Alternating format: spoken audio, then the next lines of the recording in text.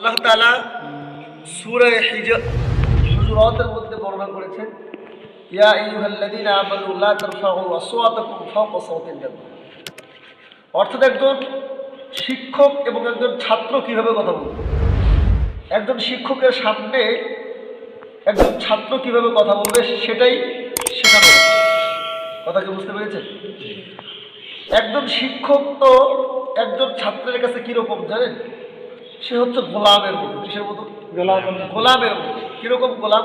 দেখেন, আলী রাদিয়াল্লাহু তাআলা আনহু বলেছেন যে ব্যক্তি আমাকে একটা হরফ শিখালো সে আমার মুরিদ, আমি তার গোলাম। সে আমার মুরিদ, আমি তার গোলাম। সে চাইলে আমাকে বিক্রি করে দিতে পারে, আর সে যদি চায় তাহলে আমাকে আজাদ করে দিতে পারে। কথা বোঝেন নেই? এবার আসলে গোলাম আর মুরিদ কাকে বলে? দেখেন, স্বাভাবিকভাবে বোঝার চেষ্টা